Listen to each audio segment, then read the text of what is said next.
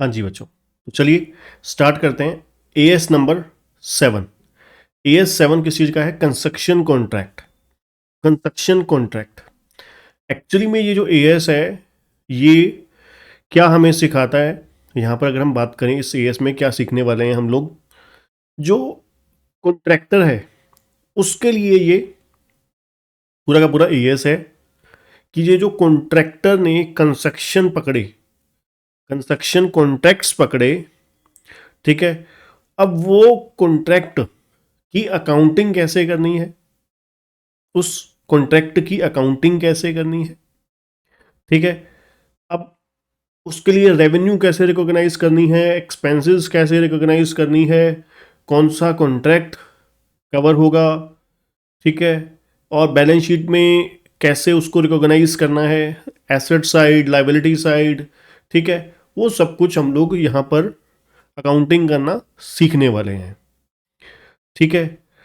उसके बाद कौन कौन से कंस्ट्रक्शन कॉन्ट्रैक्ट वगैरह, सर्विसेज वगैरह इस एएस के दायरे में आती हैं, नहीं आती हैं, सब कुछ, ये सब कुछ सीखने वाले हैं। और सिर्फ एक साइड, वन साइडर हम चीज़ें सीखने वाले हैं, वो क्या है?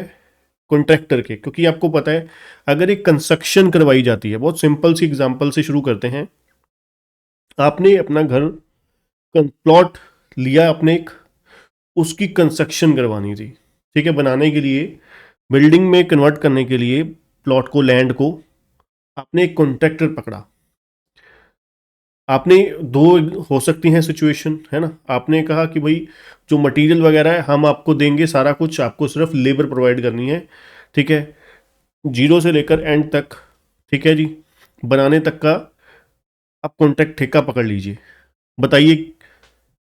तो आपस में नेगोशिएशन करके प्राइस तय हो गया, ठीक है, प्राइसिंग तय हो गई, कैसे कैसे प्राइसिंग दी जाएगी वो तय हो गया, तो ये हमारा कॉन्ट्रैक्ट बन गया। अब कॉन्ट्रैक्ट के बीच में दो पार्टीज हुई, एक कॉन्ट्रैक्टर, दूसरा कॉन्ट्रैक्टी।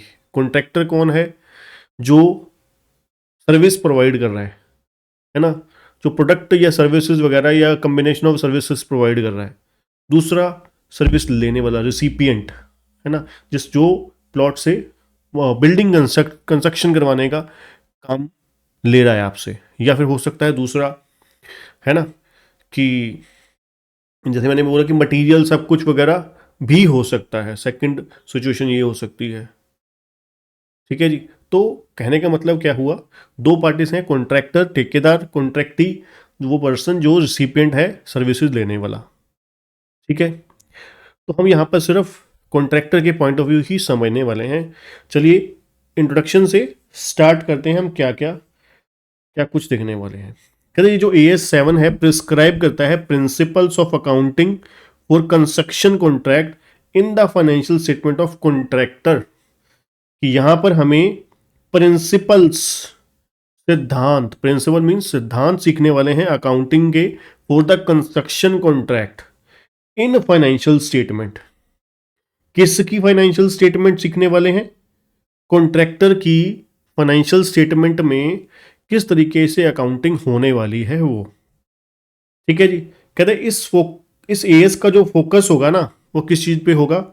डिटरमाइन करना when the contractor should recognise the contract revenue. जैसे मैंने आपको इंट्रोडक्शन में ही बताया कि भाई हम लोग यहां पर पढ़ने क्या वाले हैं कि कॉन्ट्रैक्टर की जो रेवेन्यू है, कॉन्ट्रैक्टर की रेवेन्यू है वो कैसे रिकॉग्नाइज होगी, कॉन्ट्रैक्टर की जो रेवेन्यू है वो कैसे रिकॉग्नाइज होगी।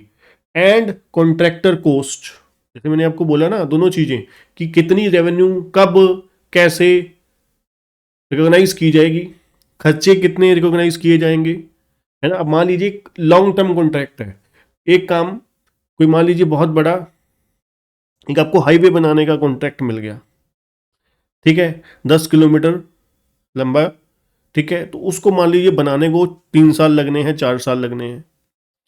तो 4 साल, अब आप कोई ना कोई तो वे पकड़ोगे ना, ऐसा तो हो नहीं सकता। कोई भी स्टैंडर्ड आपने जितने भी अभी तक करे, तो मैंने आपको वहां पर आपने देखा कि सभी, एक्चुअली में एएस का जो पर्पस होता है वो क्या होता है? सिमिलैरिटी। वही एक अकाउंटिंग की एक पर्पस बता देना, एक वे बता देना, जिससे क्या होगा, जो सभी एंटिटीज हैं उस सेक्टर की एक पर्टिकुलर वे में ही अकाउंटिंग करेंगे। ऐसे नहीं होगा कि हर कोई अपनी अलग अलग तूती बजाई जा रहा है ना। AS7 भी आपको तरीका बताएगा कि आपको इस तरीके से रेवेन्यू रिकॉग्नाइज करनी है, इस तरीके से आपको एक्सपेंसेस रिकॉग्नाइज करने हैं अपने प्रॉफिट एंड लॉस अकाउंट में। ठीक। A construction contract is a contract specifically negotiated for the construction of asset. कहते हैं कंस्ट्रक्शन कॉन्ट्रैक्ट क्या है? एक कॉन्ट्रैक्ट जो स्पेसिफिकली नेगोशिएटेड हुआ है किसके लिए? एक एसेट को कंस्ट्रक्ट करने के लिए, या फिर कॉम्बिनेशन ऑफ एसेट हो सकता है। एक एसेट क्या है? जैसे मैंने बोला कि आपको एक बिल्डिंग बनाने के लिए दे दिया, ठीक है जी। दूसरा combination of assets that are closely interrelated और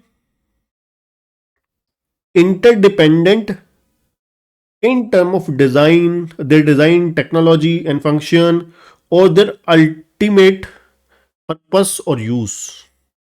ध्यान से सुनिएगा, इसको अच्छे से एक्सप्लेन करता हूं। पहले क्या बोला कि कंस्ट्रक्शन कॉन्ट्रैक्ट किसके लिए हो सकता है? Specifically negotiated. नेगोशिएट किसके लिए हुआ है कंस्ट्रक्शन कॉन्ट्रैक्ट? एक एसेट को बनाने के लिए, या कॉम्बिनेशन ऑफ एसेट्स मतलब एक से ज्यादा एसेट्स इकट्ठी हो सकती हैं, उसके लिए एक सिंगल कॉन्ट्रैक्ट बनाया गया है।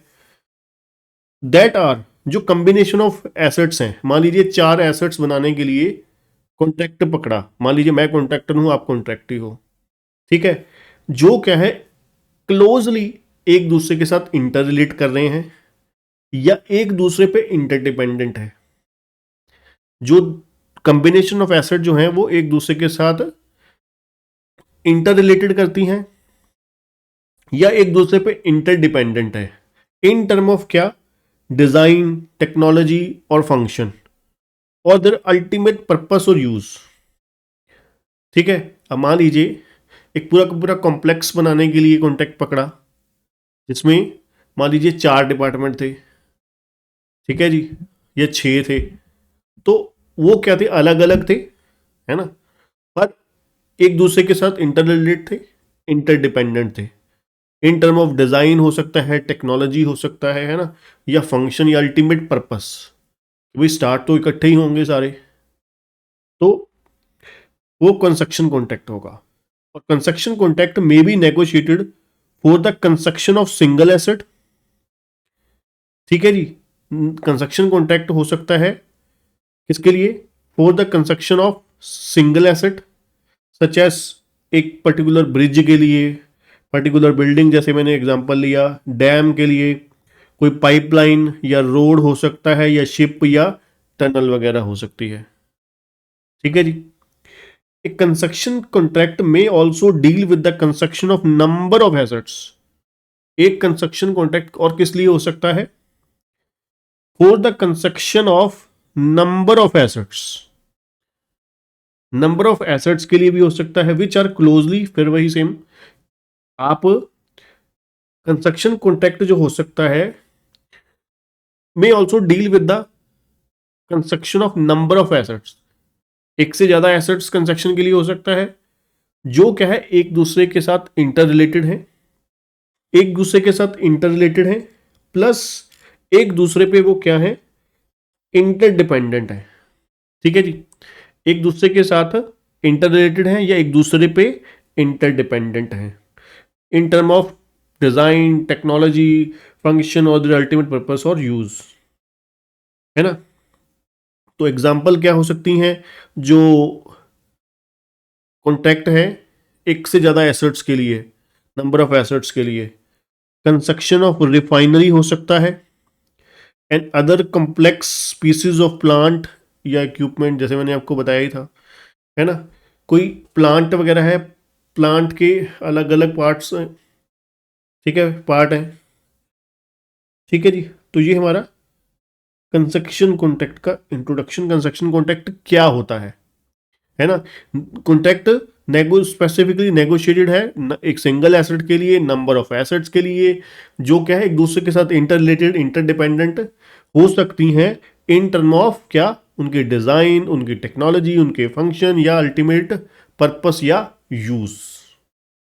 ठीक, चलिए आगे बात करते हैं।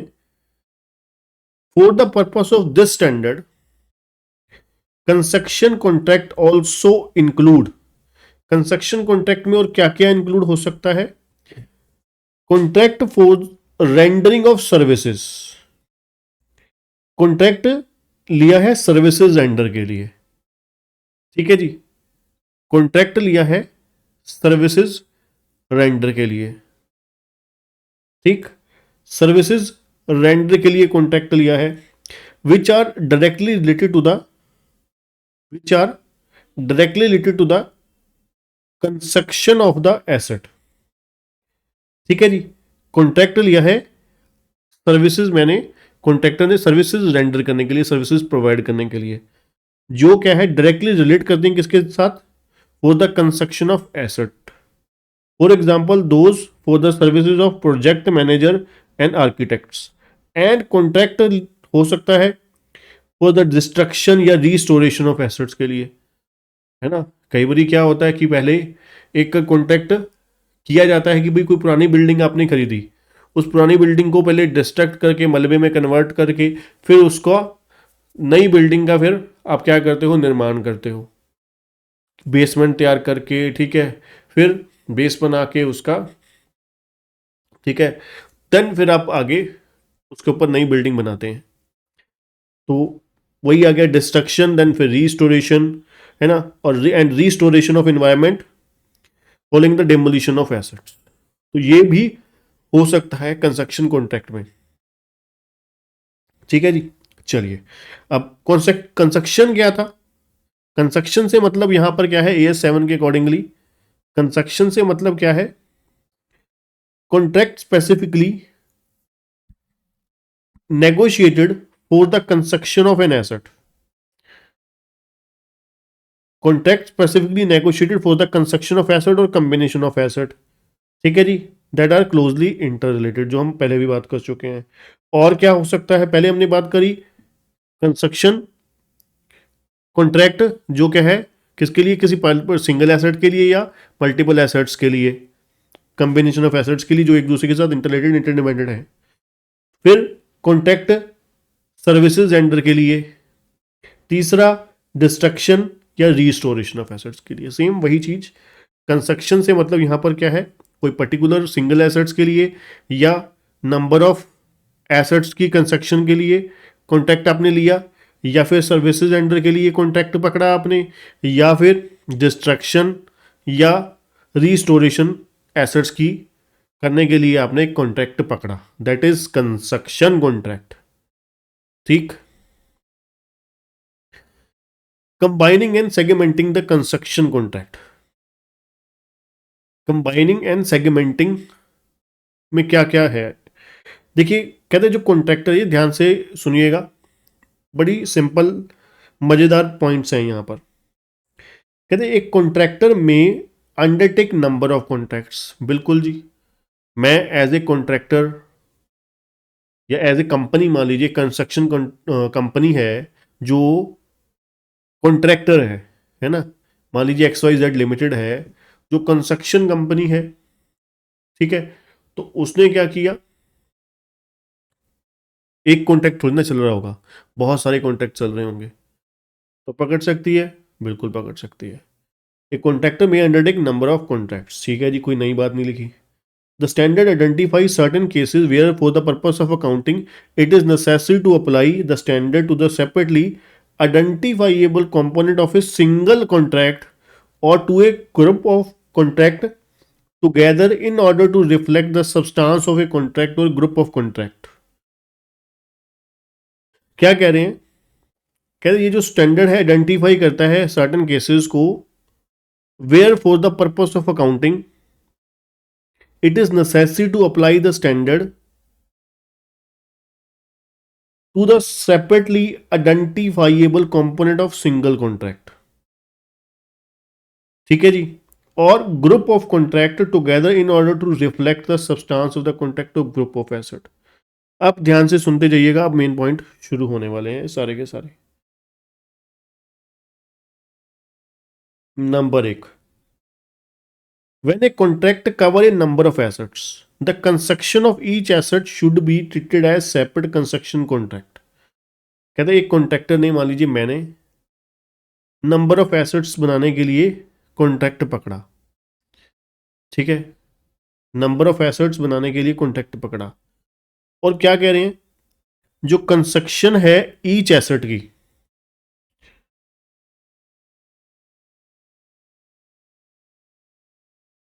जो कंस्ट्रक्शन है ईच एसेट की should be treated as separate construction contract. ठीक है जी, समझिए क्या कह रहे हैं, वो साफ साफ कह रहे हैं कि जो हर एसेट की कंस्ट्रक्शन है उसको अलग ट्रीट किया जाएगा। मैंने 10 एसेट्स को बनाने के लिए आपसे कॉन्ट्रैक्ट पकड़ा, ठीक है, मैंने 10 एसेट्स बनाने के लिए आपसे कॉन्ट्रैक्ट पकड़ा आपकी, तो हर एसेट को अलग ट्रीट किया जाएगा। कब?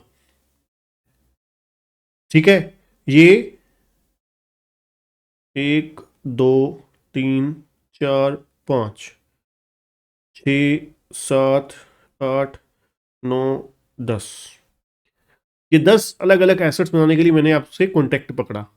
अब इन 10 को अलग अलग कब माना जाएगा? When, number 1, separate proposal have been submitted for each assets, हर एसेट्स को बनाने के लिए अलग से प्रपोजल एक्सेप्ट किया है, सबमिट किया है। ठीक है जी, हर एसेट्स को बनाने के लिए अलग से प्रपोजल दिया है, number 1। Number 2, each asset have been subject to separate negotiation and the contractor and the customer have been able to accept or reject it, that part of the contract relating to each asset। पहला, मैंने हर asset की अलग proposal दिया था, plus दूसरा, हर asset जो है वो subject to the separate negotiation है। ठीक है, each asset has been subject to separate negotiation, हर एसेट की अलग से नेगोशिएशन हो रही है, प्लस कॉन्ट्रैक्टर और customer have been able to, मैं और आप दोनों हर अलग कॉन्ट्रैक्ट को, मतलब एसेट के लिए कॉन्ट्रैक्ट को एक्सेप्ट और रिजेक्ट करने की क्षमता मैं भी रखता हूं, आप भी रखते हो, दोनों पार्टीज।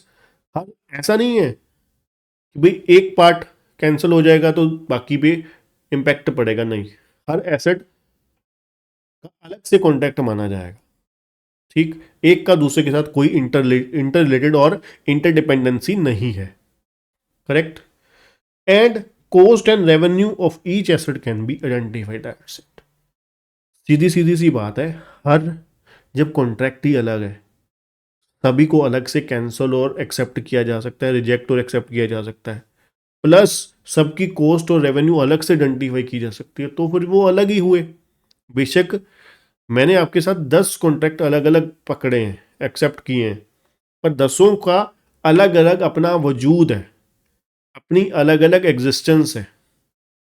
ठीक है ना, सभी 10 कॉन्ट्रैक्ट्स का अपना अलग अलग वजूद है, तो इसलिए वो 10 अलग अलग हैं। 10 को मैं एक्सेप्ट और रिजेक्ट अलग से कर सकता हूँ, वो आइडेंटिफाइएबल हैं, प्लस उनकी कॉस्ट और रेवेन्यू अलग से आइडेंटिफाई की जा सकती है। ठीक, ये हो गया कब, जब हर नंबर ऑफ एसेट्स के लिए कॉन्ट्रैक्ट पकड़ा है और सभी अलग अलग माने जा रहे हैं। ठीक है, नंबर 2, चलिए,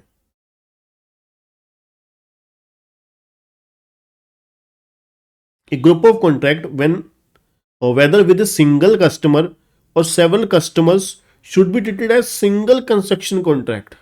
ध्यान से सुनिएगा,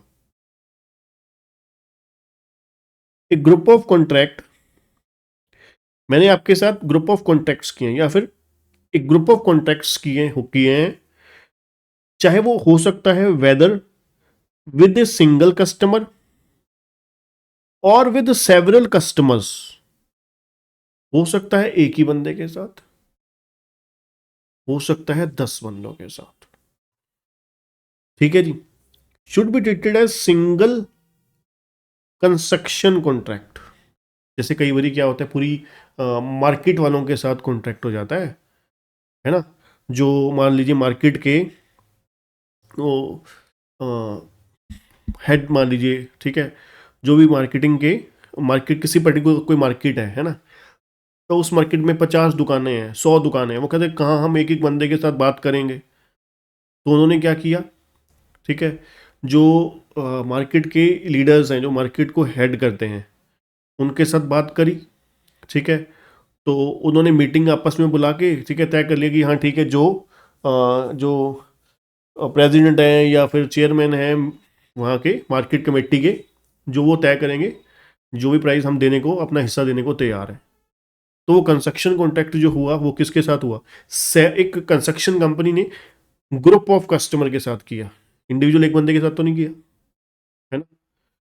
तो एक group of contracts, whether with a single customer, ठीक है, और सेवरल कस्टमर के साथ। सिंगल के साथ तो समझते ही हो, एक ही बंदा, should be treated as single construction contract. तो वो क्या होगा, अब वो बेसिक मार्केट कमेटी के साथ किया है कॉन्ट्रैक्ट, और वो क्या माना जाएगा, सिंगल कंस्ट्रक्शन कॉन्ट्रैक्ट माना जाएगा।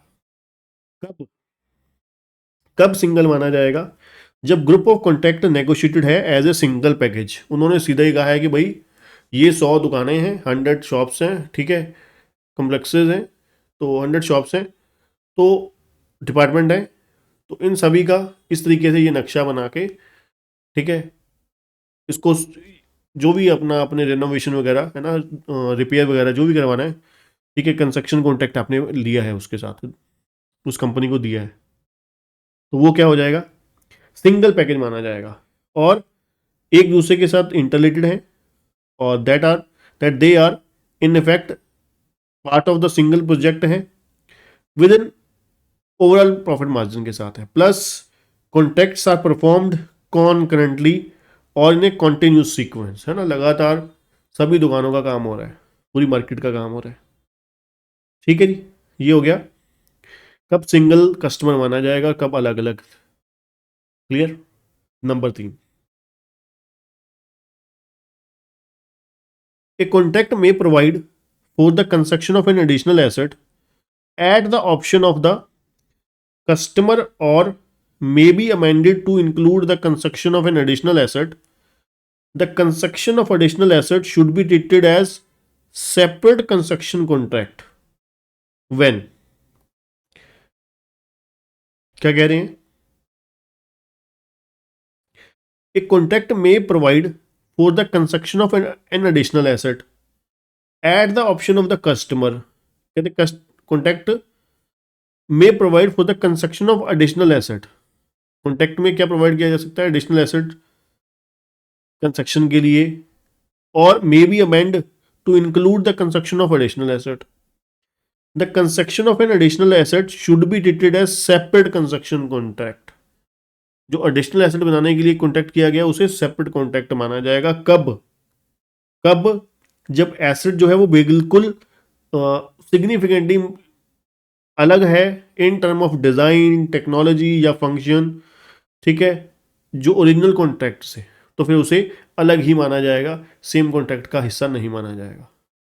या फिर जो प्राइस जो एसेट का है नेगोशिएट किया गया है without regard to the original contract price, कि आपने एडिशनल एसेट बनाने के लिए, आप कॉन्ट्रैक्टर पहले एक चीज बना रहा था, आपकी एसेट बना रहा था, तो पहली कॉन्ट्रैक्ट एसेट के बाद आपने क्या किया, कहा कि ये भी बनाना है, इसको भी कंस्ट्रक्शन करनी है, ठीक है, इसका भी कंस्ट्रक्शन करना है, तो फिर क्या किया जी, आपने कॉन्ट्रैक्ट किया। अब ये जो एडिशनल एसेट बनाने के लिए कॉन्ट्रैक्ट किया है वो अलग कॉन्ट्रैक्ट माना जाएगा, वो अलग कॉन्ट्रैक्ट माना जाएगा। ठीक, और कब अलग माना जाएगा, जब क्या है, वो जो एडिशनल एसेट बनाने के लिए कॉन्ट्रैक्ट है वो डिज़ाइन के, आप कह सकते हो design in form of design, technology या फंक्शन अलग है वो मेन कॉन्ट्रैक्ट से, या फिर जो प्राइस है कॉन्ट्रैक्ट का आपने बिल्कुल ही अलग से नेगोशिएट किया है ओरिजिनल कॉन्ट्रैक्ट से होकर, अलग होकर। ठीक है जी, ये हो गया हमारा क्या, कि कौन कौन से सिचुएशन में कॉन्ट्रैक्ट को सिंगल और अलग ट्रीट करेंगे हम लोग। ठीक है जी, पहला हमने केस क्या पढ़ा, कब कौन सी सिचुएशन में अगर हमने नंबर ऑफ एसेट्स बनाने के लिए कॉन्ट्रैक्ट पकड़ा, नंबर ऑफ एसेट्स बनाने के लिए कॉन्ट्रैक्ट पकड़ा और उसको हम एक ही कॉन्ट्रैक्ट मानेंगे। अगर सेपरेट प्रपोजल, ठीक है, जो कंस्ट्रक्शन नंबर ऑफ एसेट्स बनाने के लिए पकड़ा हमने, 10 एसेट्स बनाने के लिए पकड़ा या 5 एसेट्स बनाने के लिए पकड़ा और पांचों के लिए अलग अलग प्रपोजल है, तो वो पांचों को अलग अलग ट्रीट किया जाएगा। पांचों को अलग अलग से नेगोशिएट किया गया था, एक्सेप्ट और रिजेक्ट का प्रपोजल रखा गया था, ठीक है, और सभी का अलग अलग कॉस्ट और रेवेन्यू मेजर किया जा सकता है, आइडेंटिफाई ये वाला। देन कहते भाई तू अलग मैं अलग, है ना, हमारे और तेरे बीच में कोई रिश्ता नहीं है। मतलब जो पांचों कॉन्ट्रैक्ट हैं, एसेट्स हैं, उनका अलग अलग ट्रीटमेंट किया जाएगा, उनको अलग अलग कॉन्ट्रैक्ट माना जाएगा। That's it. दूसरा, ग्रुप ऑफ कॉन्ट्रैक्ट्स किए गए हैं एक कस्टमर के साथ या लार्ज नंबर ऑफ कस्टमर के साथ, ठीक है, उसको सिंगल कॉन्ट्रैक्ट माना जाएगा अगर अगर एक सिंगल पैकेज के तौर पर नेगोशिएट किया गया है, या फिर कॉन्ट्रैक्ट, या फिर नहीं है, प्लस है, सॉरी प्लस है, सिंगल कॉन्ट्रैक्ट के तौर पर नेगोशिएट किया गया है, एक दूसरे के साथ इंटर रिलेट है पूरा का पूरा, और कॉन्करेंटली और कॉन्टिन्यूस सीक्वेंस में कॉन्ट्रैक्ट परफॉर्म किए गए हैं, किया जाएगा, ये किए जा रहे हैं। तीसरा, एडिशनल एसेट बनाने के लिए आपने कॉन्ट्रैक्ट किया कॉन्ट्रैक्टर के साथ, अब वो एडिशनल एसेट अगर बिल्कुल अलग है in term of design, technology, function, तो फिर वो अलग कॉन्ट्रैक्ट मानी जाएगी, तो फिर वो अलग कॉन्ट्रैक्ट मानी जाएगी।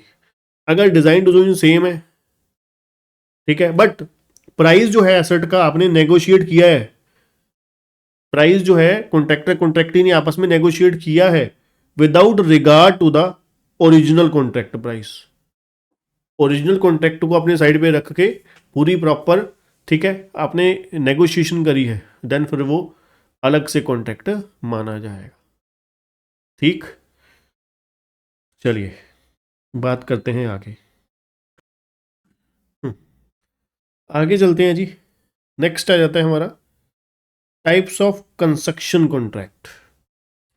बहुत सिंपल है, पहले मैं आपको हल्का सा एग्जांपल के साथ क्लियर करूंगा, फिर साथ साथ हम कॉन्सेप्ट पढ़ते जाएंगे, ठीक है। फिक्स प्राइस कॉन्ट्रैक्ट, ये हम लोगों ने बहुत बार सुना हुआ है ना। फिक्स प्राइस कॉन्ट्रैक्ट क्या होता है जी, ये आपको अगर बीकॉम में आपने कॉस्ट अकाउंटिंग कर रखी है तो उसमें अगर आपने पढ़ा हो कॉन्ट्रैक्ट कॉस्टिंग में फिक्स प्राइस कॉन्ट्रैक्ट का कॉन्सेप्ट हुआ करता था, ठीक है। फिक्स प्राइस कॉन्ट्रैक्ट में आपने पढ़ा, ये जनरली जो कॉन्ट्रैक्ट होते हैं वो फिक्स प्राइस कॉन्ट्रैक्ट ही होते हैं, है ना। जनरली जो कॉन्ट्रैक्ट होते हैं वो फिक्स प्राइस कॉन्ट्रैक्ट ही होते हैं।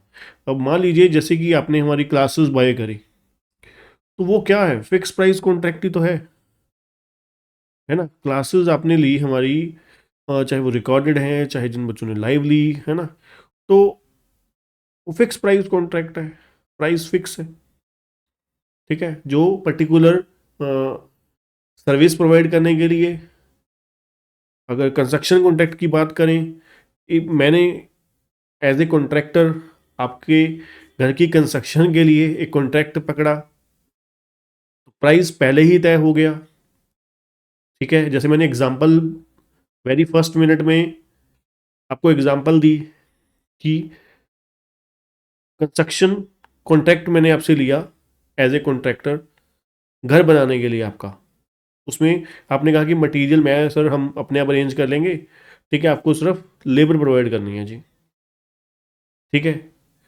तो वो सब कुछ कॉन्ट्रैक्ट जो पकड़ा वो किस लिए था, वो फिक्स प्राइस कॉन्ट्रैक्ट था, है ना। चाहे आप दूसरा भी लगा लीजिए कि वहाँ पर आप कहते हैं सर सब कुछ बताओ, हमें कुछ नहीं बीच में लेना देना, हम हमारे पास टाइम नहीं है, हम सर नौकरी पेशी वाले बंदे हैं, टाइम नहीं है हमारे पास, ये जगह है जी, ये नक्शा है जी, डिज़ाइन है आर्किटेक्ट का, ठीक है, तो ये तैयार करना है, माल आपका, मतलब मटेरियल आपका लेबर आपकी पेमेंट नेगोशिएट कर लेते हैं, बात क्या क्या लगाओगे, कौन सा सरिया लगाओगे, कौन सी ईंटें लगाओगे, सीमेंट कौन सा होगा, वो सब कुछ पहले ही बता दीजिए, बीच बीच में हम आके चेक कर लिया करेंगे।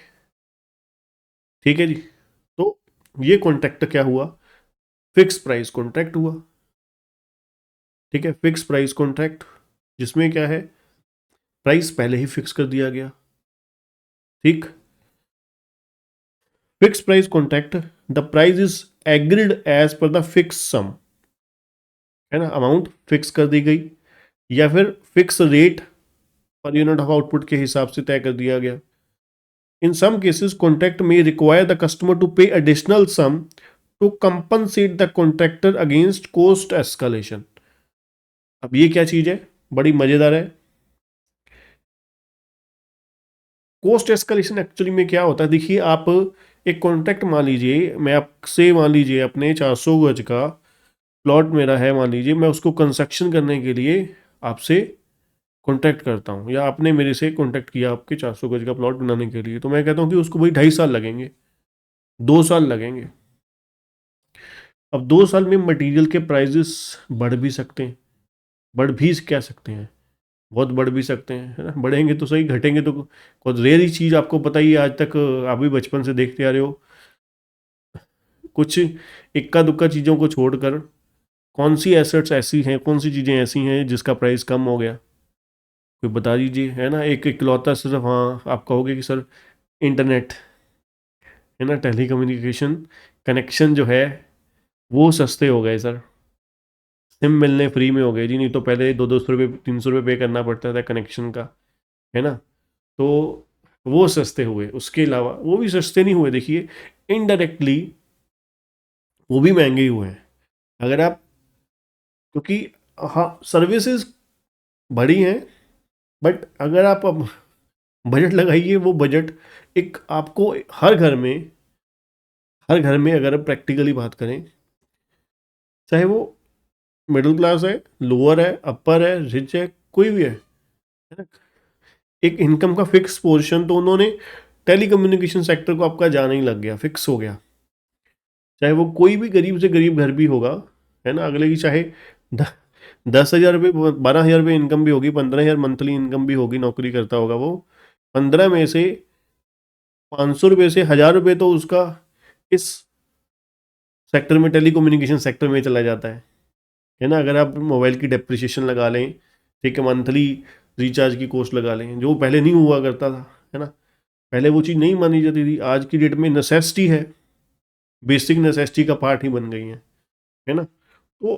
अब कॉस्ट एस्केलेशन है क्या, पहले एडिशनल कंस्ट्रक्शन कॉन्ट्रैक्ट की अगर मैं बात करूं, कंस्ट्रक्शन कॉन्ट्रैक्ट में हमने प्राइस फिक्स कर लिया, उसमें एक प्रोविजन डाल दी, क्लॉज डाल दी कि सर अगर मटेरियल या लेबर का रेट इससे ज़्यादा बढ़ा ना, तो आपको एडिशनल अमाउंट के ऊपर इतना आपको देना पड़ेगा, इतना मैं पर्सनली बेयर कर लूंगा। फॉर एग्जांपल, सीमेंट की बोरी मान लीजिए, सीमेंट का पैकेट एक सेलेक्ट कर लीजिए, एग्जांपल है 350, ठीक है जी, 350 का आप कहते हो, मैं कहता हूँ सॉरी, एग्रीमेंट के दौरान कि सर अगर 370 से ऊपर गई, सीमेंट का पैकेट अगर 370 से ऊपर गया, फिर जितनी भी बोरियां ऊपर पैकेट 370 से ऊपर पे लगेंगी, तो उसका 50% आप बेयर करोगे, 50% मैं बेयर करूंगा। अब मान लीजिए सीमेंट की बोरी चलेगी 400 पे, ठीक है, हमने क्या तय किया था, सॉरी, नॉर्मली कितनी थी 350, मैक्सिमम प्राइस कितना फिक्स फिक्स कर दिया था 370, क्या बोला था, इससे अगर ऊपर चला गया, इससे ऊपर अगर चली गई, तो फिर उसका 50-50 हम बेयर करेंगे आपस में। अब ये 370 से बढ़कर 400 हो गई, अब कितना एक्सेस हो गया, 30 रुपये। अब 30 रुपये में से 15 रुपये कौन बेयर करेगा, कॉन्ट्रैक्टर, 15 रुपये कौन बेयर करेगा, contract that is called escalation clause. Escalation clause इसको बोलते हैं, एस्केलेशन क्लॉज। ठीक है जी। तो कहते कई बार ये भी हो सकता है जो फिक्स प्राइस कॉन्ट्रैक्ट में एडिशन हो सकती है। Fix price contract are the common in case of public tender, है ना। जो पब्लिक टेंडर्स होते हैं रोड बनाने के, फ्लाईओवर वगैरह, ऑफिस बिल्डिंग वगैरह बनाने के लिए, उनमें ज़्यादातर यही चलता है ना। Such constructions usually have a budgeted cost, कि उनको पता होता है कि भाई इतना ही खर्चा होगा, है ना। और and the public entity does not intended to spend more than the tender amount. उनको पता है कि भाई 1 करोड़ का कॉन्ट्रैक्ट पकड़ा है, मार्जिन हमारा इतना है, 10 लाख रुपये हमने अपना मार्जिन निकालना है, तो 90 लाख ही खर्चने हैं। ठीक है ना, उनको पता है किसी भी तरीके से 90 लाख ही हमने खर्चने हैं भाई, इससे ज़्यादा नहीं करने। बट कई बार कहते हैं उसी अगर हम सिचुएशन में बोलें तो ये चीज़ बिल्कुल 100% एक्यूरेट भी नहीं है ना। तो बहुत सारे सिचुएशंस में ऐसा भी हो जाता है जहाँ पर कॉस्ट ऑफ कंस्ट्रक्शन जो है वो बढ़ सकती है ना। For example sudden increase in the wages rate, construction material, है ना, may require the contractor to add escalation clause. इसीलिए वो लोग एस्केलेशन क्लॉज को ऐड करते हैं, प्लस कॉन्ट्रैक्टी से वो रिकवर करते हैं एक्स्ट्रा अमाउंट। ठीक है, ये एस्केलेशन क्यों की जाती है? These cost escalations still meet the category of fix price contract, है ना, कि भाई अगले को नुकसान ना हो। कोई भी बंदा नुकसान करने के लिए थोड़ी ना बैठा है, कमाने के लिए ही काम कर रहा है ना। तो ये है fix price contract with escalation. आगे बात करते हैं कोस्ट प्लस कॉन्ट्रैक्ट के ऊपर। कोस्ट प्लस कॉन्ट्रैक्ट क्या है जी?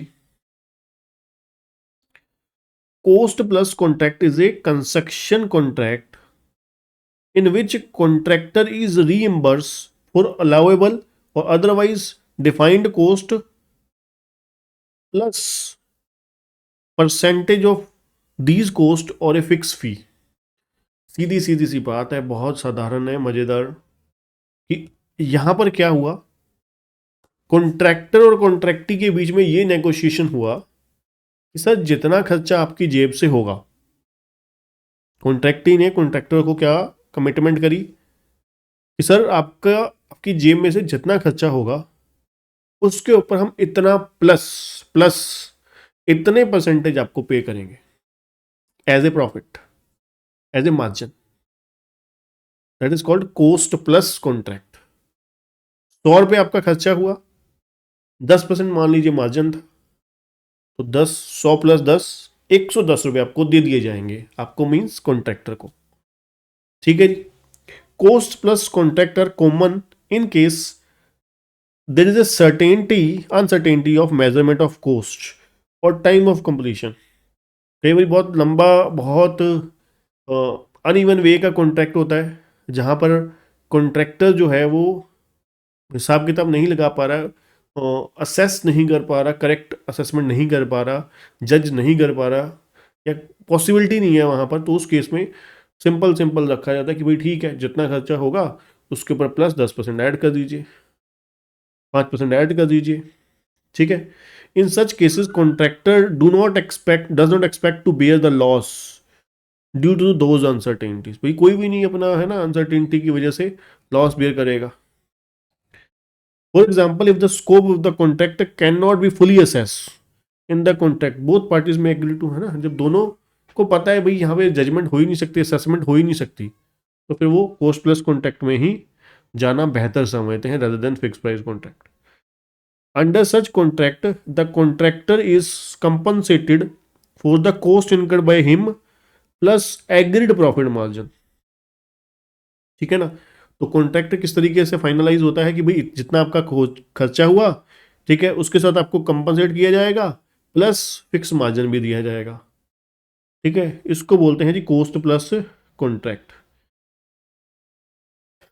आगे बड़ा मजेदार, बहुत सिंपल सी चीजें हैं।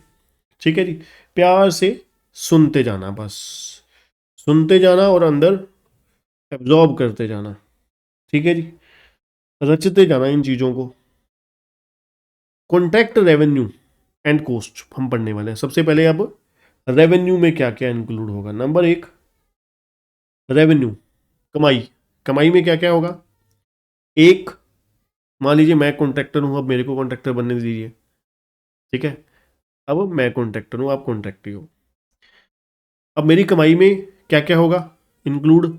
नंबर एक, initial amount of revenue agreed, जो आपके और मेरे बीच में अमाउंट तय हुई कि सर ये कॉन्ट्रैक्ट करने के लिए इतना पैसा हम आपको देंगे, वो मेरी रेवेन्यू हो गई, कॉन्ट्रैक्टर की रेवेन्यू हो गई जो अमाउंट तय की गई थी। करेक्ट। नंबर दो, प्लस अगर कोई वेरिएशन हुआ है कॉन्ट्रैक्ट के काम में या क्लेम में या इंसेंटिव वगैरह दिए हैं आपने मेरे को, है ना, तो वो भी मेरी इनकम का ही पार्ट हो जाएंगे, है ना। और प्लस प्लस सबसे बड़ी बात, and they are capable of being reliably measure, हम उसको मेजर भी कर सकते हैं कि हाँ भाई, एस्टिमेट किया जा सकता है कि हाँ ये इंसेंटिव्स, ये जो पैसा है वो मिलने के चांसेस हैं या मिलेंगे, ठीक है। तो वो भी कॉन्ट्रैक्टर रेवेन्यू का ही पार्ट होंगे।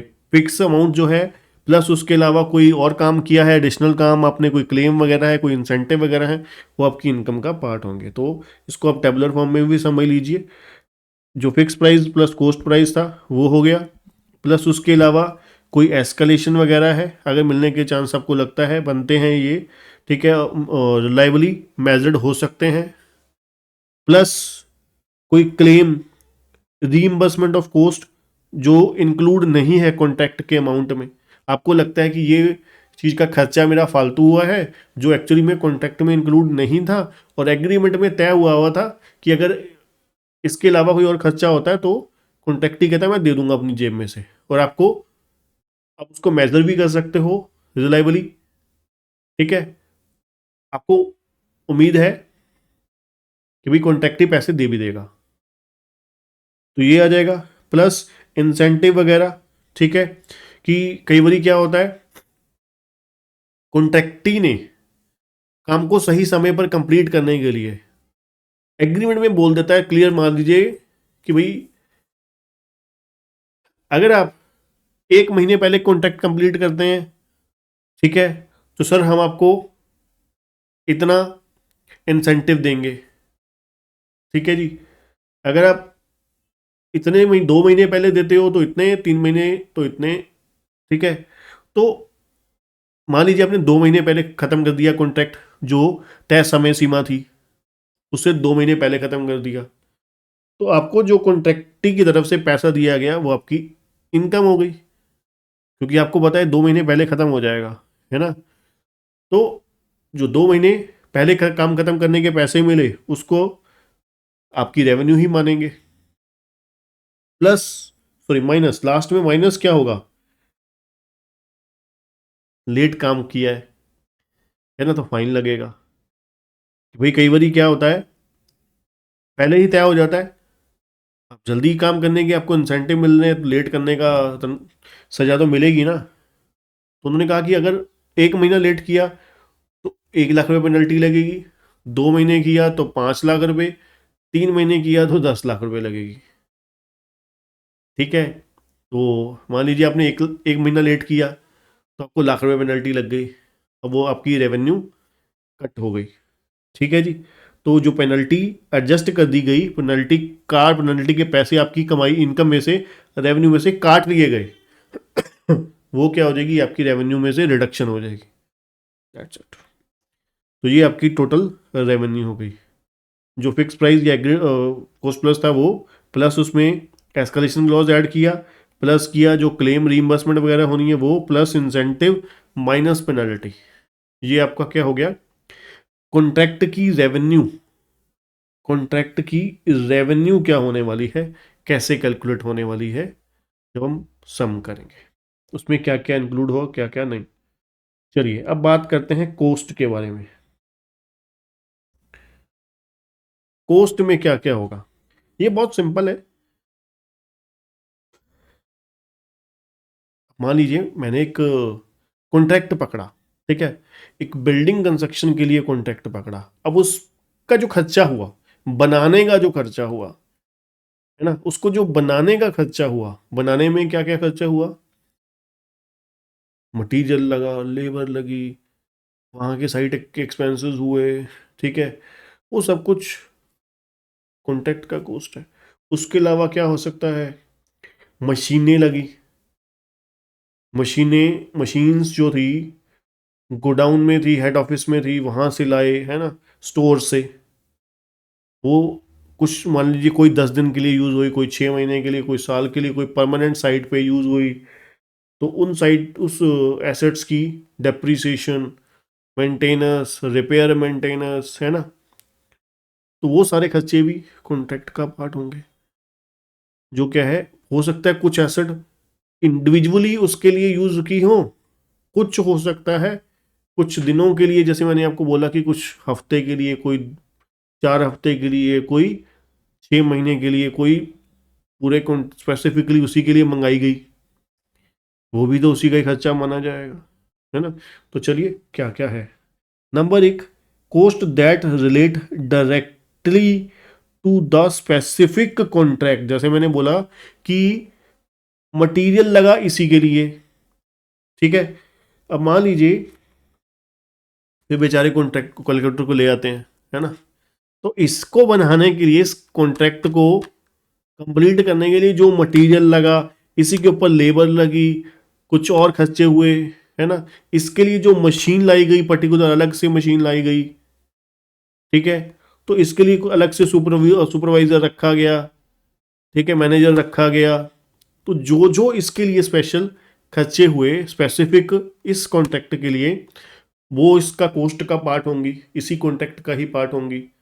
नंबर एक। नंबर दो, costs that are attributable to the contract activity in general and can be allocated to the contract। जैसे मैंने आपको अभी अभी बोला कि भाई आपने एक मशीन स्टोर में पड़ी हुई थी, ठीक है, जो क्या है, इस कॉन्ट्रैक्ट में 4 हफ्ते के लिए यूज में लाई गई, तो वो जनरल मशीन थी, जो आप उसकी डेप्रिसिएशन कैलकुलेट करके 4 हफ्ते की कॉस्ट उसको एलोकेट कर सकते थे उस कॉन्ट्रैक्ट को, है ना।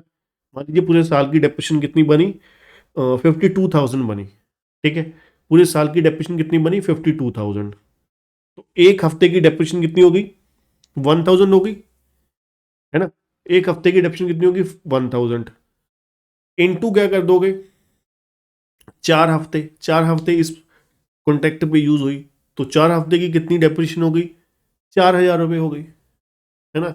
तो 4,000 रुपये इस कॉन्ट्रैक्ट की क्या हो जाएगी, डेप्रिसिएशन हो जाएगी, करेक्ट। जो कोस्ट एलोकेट एट्रीब्यूटेबल है पर्टिकुलर कॉन्ट्रैक्ट को, ठीक है जी। नंबर दो, such other cost are specifically chargeable to the customer under the terms of the contract. इसके अलावा कोई और कोस्ट जो स्पेसिफिकली किसी पर्टिकुलर कस्टमर को चार्जेबल है ना, पर्टिकुलर कॉन्ट्रैक्ट के लिए है स्पेसिफिकली, ठीक है, उस कस्टमर की वजह से हुआ है ना, खर्चा जो हुआ है वो भी इसी में ही आ गया, ठीक है। चलिए अब एग्जांपल के साथ समझते हैं इसको, क्या क्या आ जाएगा। एग्जांपल नंबर वन, हमने 3 चीज़ें पढ़ी।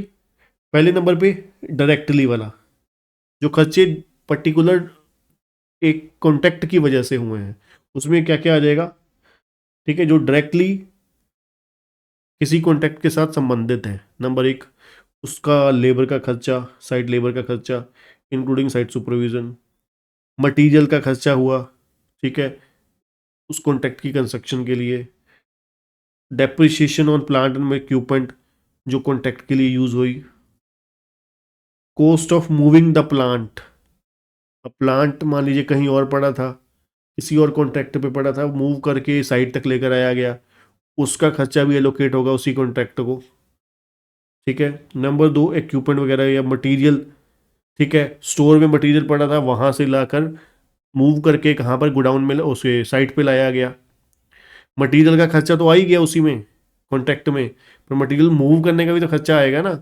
मटेरियल कहाँ पे पड़ा था, स्टोर पे, आपने कहाँ पर मूव करवाया, आपने मूव करवा के कहाँ पर लेकर आए, मटेरियल लेकर आए कहाँ पर, साइट पे लेकर आए, ठीक है। तो साइट मान लीजिए स्टोर से 50 किलोमीटर दूर थी, तो वहाँ पर मंगवाया, ठीक है, उसका खर्चा वो भी कॉन्ट्रैक्ट कॉस्ट का ही पार्ट होगा, ठीक है। कोई प्लांट वगैरह इक्विपमेंट वगैरह हायर किया, उसका खर्चा। डिज़ाइन और technical assistance that is directly related to the contract, वो आ गया। कोई estimated cost of rectification and guarantee work including expected warranty cost, वो आ जाएगी, ठीक है। और क्लेम्स फ्रॉम थर्ड पार्टी, वो आ जाएगा, ठीक है जी। थर्ड पार्टी से जो क्लेम लिए वो आ जाएंगे, ठीक है।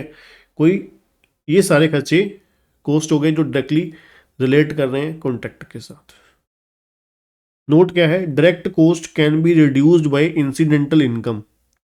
कोई इंसिडेंटल इनकम हुई है that is not included in the contract revenue. For example क्या है, कोई मटेरियल था, सरप्लस था, वो आपने बेच दिया, ठीक है, तो वो माइनस हो जाएगा कॉस्ट में से। कोई प्लांट एंड इक्विपमेंट था, ठीक है, सरप्लस वो आपने बेच दिया, ठीक है जी। मान लीजिए उसकी डेप्रिसिएशन सारे आपने डेप्रिशिएट कर दिया, उससे बेच के जो प्रॉफिट हुआ वो माइनस हो जाएगा, ठीक है। तो ये सारे खर्चे आ जाएंगे पहली कैटेगरी में। दूसरी कैटेगरी में, पहले तो हमने क्या बोला था, जो स्पेसिफिक पर्टिकुलर कॉन्ट्रैक्ट के संबंधित खर्चे हुए हैं। और दूसरा किसी हुए जनरल में है बट एट्रीब्यूट हो सकते हैं कि भाई 40% इधर हुआ। जैसे मैंने बोला कि 4 हफ्ते के लिए मान लीजिए क्या हुआ है, एसेट यूज़ की गई है या 10 हफ्ते के लिए यूज़ की गई है, तो वो एट्रीब्यूट कर रहे हैं ना हम कि भाई आप 52 वीक्स का खर्चा है, डेप्रिसिएशन इतनी है, 4 हफ्ते की इतनी इसको एलोकेट हो जाएगी। Example of cost, example of cost that may be attributable to the contract activity in general and can be allocated to the specific contract include, अब क्या क्या इंक्लूड होगा, इंश्योरेंस करवाई है ना, उसके बाद डिज़ाइन और टेक्निकल असिस्टेंस का खर्चा जो पर्टिकुलर कॉन्ट्रैक्ट के लिए नहीं डिज़ाइन का खर्चा किया, ओवरहेड्स वगैरह जो है ना, तो वो सब क्या होंगे, एलोकेट हो जाएंगे किसी रेशो के बेसिस पर, है ना, या फिर कोई पर्टिकुलर बेस पकड़ के स्पेसिफिक वे के through. Allocation of indirect cost should be based on the normal level of the construction activity, है ना। जैसे में फिक्स ओवरहेड्स होते हैं वो नॉर्मल लेवल के अकॉर्डिंग, जो उसकी 100% कैपेसिटी लेवल होता है उसके अकॉर्डिंग एलोकेट होते हैं, है ना। द एलोकेशन कॉस्ट में भी इंक्लूड बोरिंग कॉस्ट भी इस पर इंक्लूड होगी, याद रखिएगा, ठीक है। अब लास्ट है example of cost, example of cost that cannot be attributed to the contract activity, cost that cannot be attributed to the contract activity or cannot be allocated to the contract। अगर वो contract की किसी activity को attribute नहीं हो सकती या फिर एलोकेट नहीं हो सकती, वो कॉस्ट ऑफ कंस्ट्रक्शन से एक्सक्लूड हो जाएगी, ठीक है जी। वो कॉस्ट ऑफ कंस्ट्रक्शन से और can not be allocated to the contract are excluded from the cost of construction contract, ठीक है जी।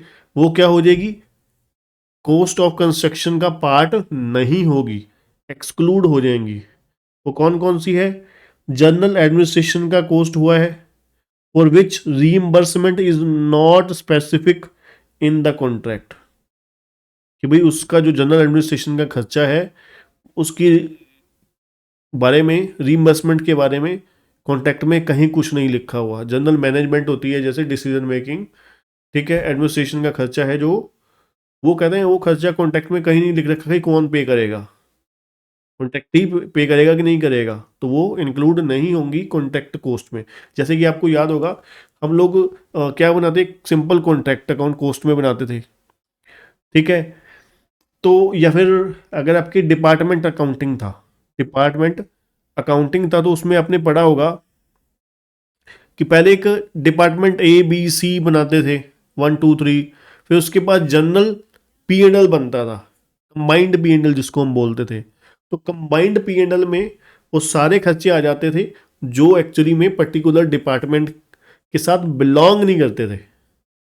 एक स्पेसिफिक डिपार्टमेंट के साथ जब बिलोंग नहीं करते तो वो जनरल ओवरहेड्स आ जाते थे, वो ये हैं, ठीक है, जो पर्टिकुलर किसी भी एक डिपार्टमेंट को एलोकेट या फिर स्पेशली उसके लिए नहीं है, ठीक है। तो वो खर्चे कहां पर आएंगे, अलग से कंबाइंड P&L में आ जाते थे।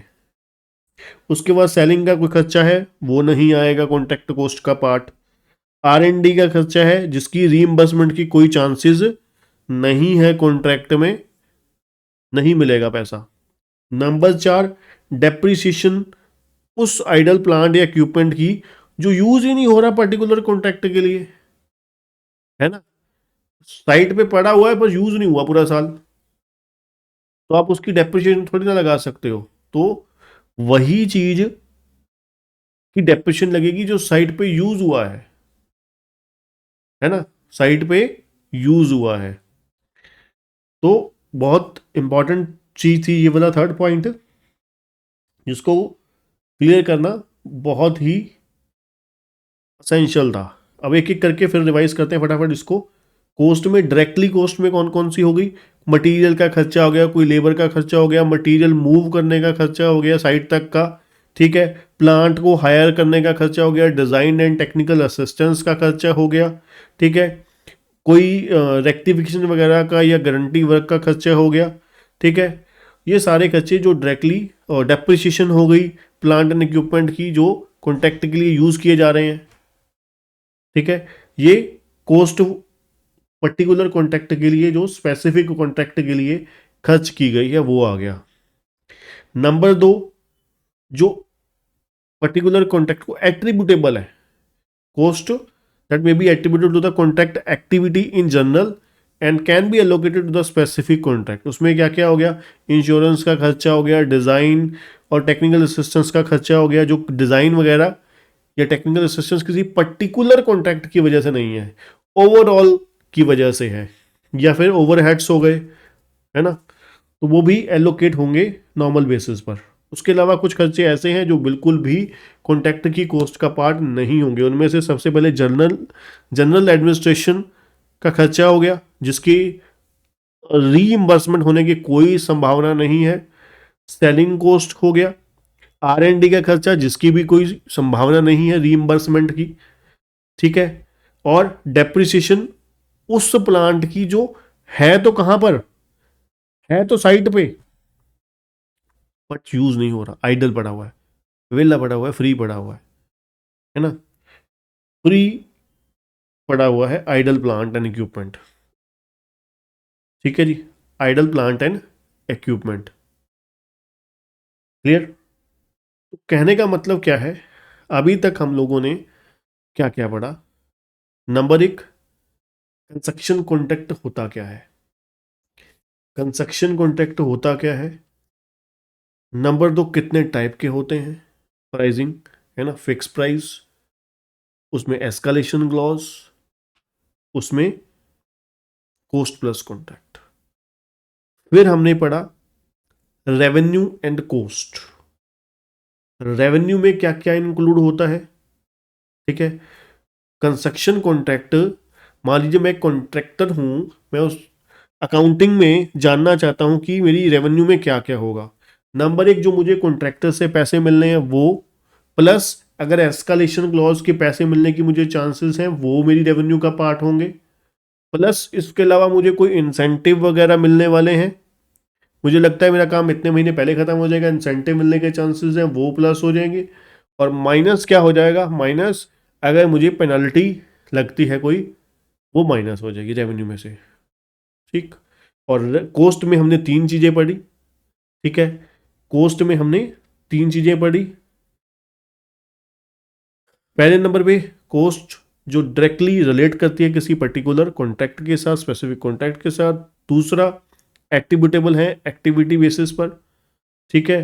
प्लस तीसरा, कुछ कॉस्ट जो क्या है specifically chargeable to the customer है, ठीक है। और एक पॉइंट जो नोट्स में हमने पढ़ा कि कौन कौन सी चीज़ें, कौन कौन से खर्चे कॉन्ट्रैक्ट कॉस्ट का पार्ट नहीं होंगी, कॉन्ट्रैक्ट में इंक्लूड नहीं करेंगे हम, कंसीडर मतलब नहीं करेंगे। ठीक है जी।